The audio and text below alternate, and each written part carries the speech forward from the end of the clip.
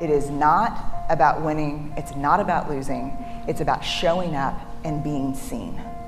Opting out of speaking out because we may get criticized, to me, is the definition of privilege. Compassionate people have very clear boundaries that they insist are respected. They respect other people's boundaries, but they also have their own boundaries, and they're very clear about what's okay and what's not okay, and they enforce that with the people in their lives.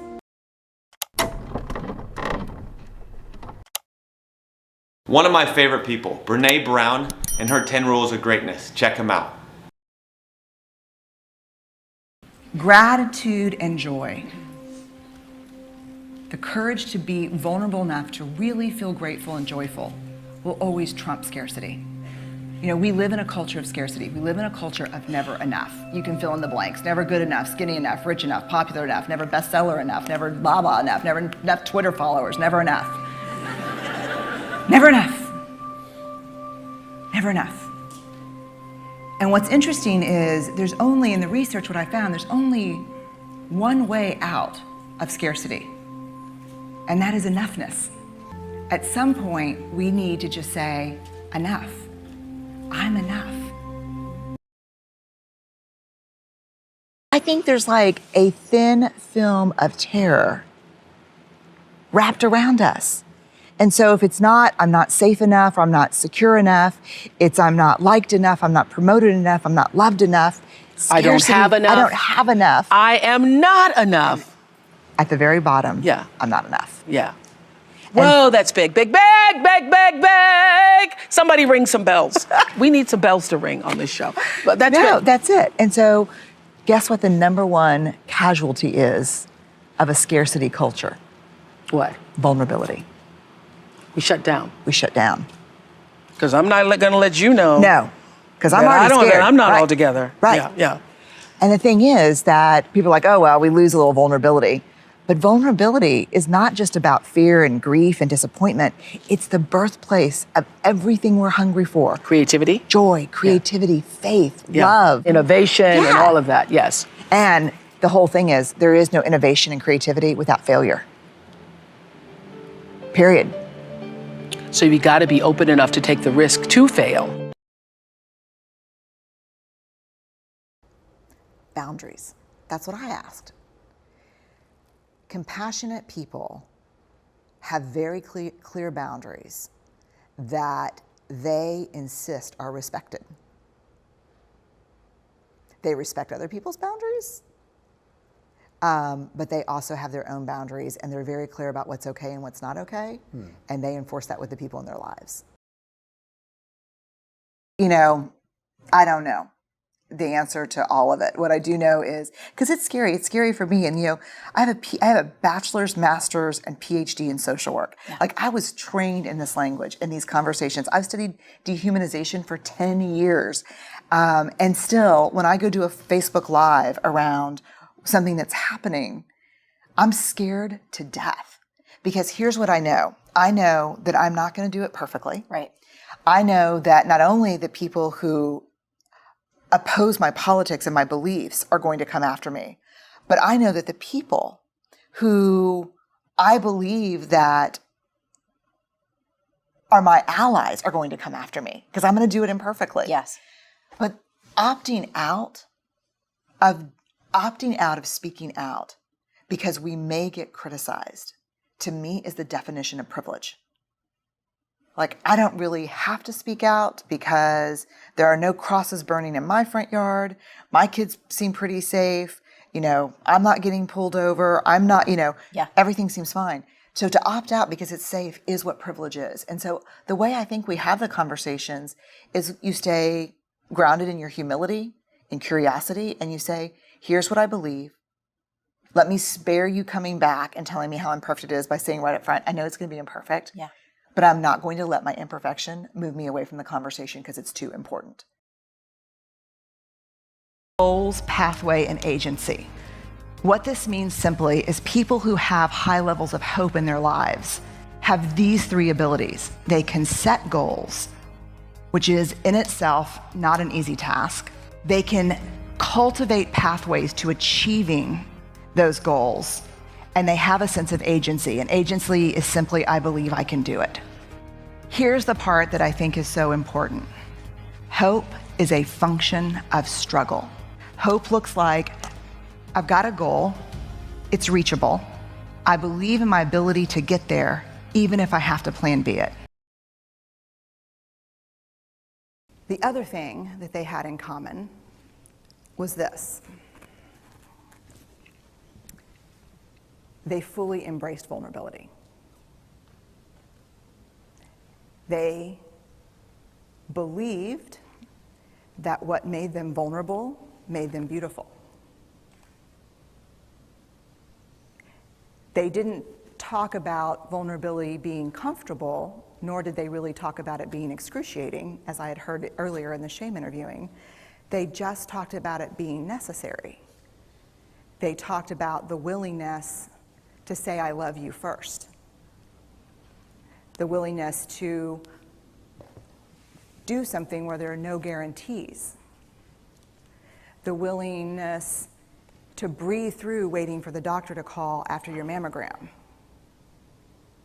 The willing to invest in a relationship that may or may not work out.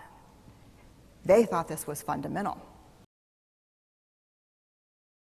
I did not interview in all that time a person who would describe themselves as joyful or describe their lives as joyous, who did not actively practice gratitude. And for me, it was very counterintuitive because I kind of went into the research thinking that the relationship between joy and gratitude was, if you're joyful, then you should be grateful. But it wasn't that way at all. It was really that practicing gratitude invites joy into our lives. And when I say practice, I think this is the part that really changed my life. It changed my family and the way we live every day. When I say practice gratitude, I don't mean kind of like the attitude of gratitude or feeling grateful. I mean practicing gratitude. These folks shared in common a tangible gratitude practice. They either kept gratitude journals.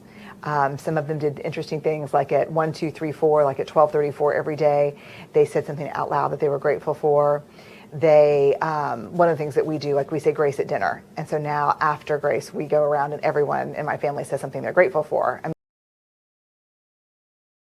So I put it in and Theodore Roosevelt comes up and a quote comes up.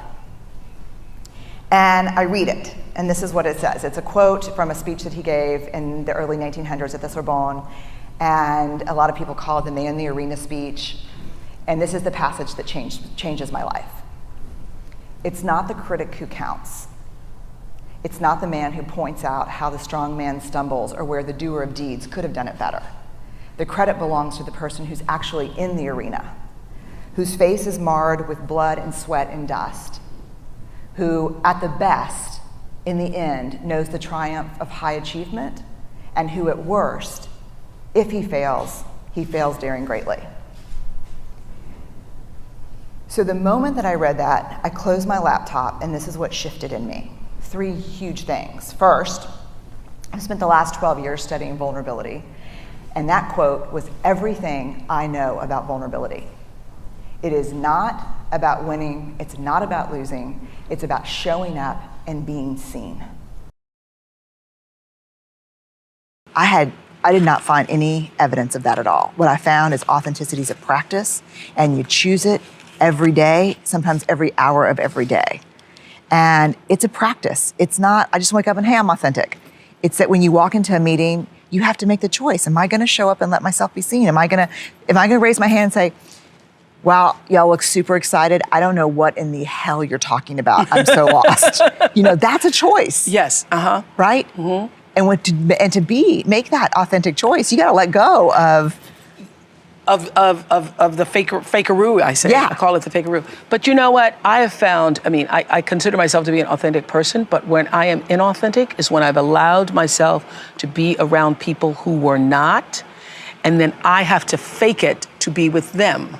Oh, for sure. It's contagious. Yes. So they're faking it, Yeah. and you're in that situation when you do that, that kind of, you're laughing at jokes that aren't funny, you're pretending to be comfortable when you're not, and lose your own authenticity. Yeah, and I do it.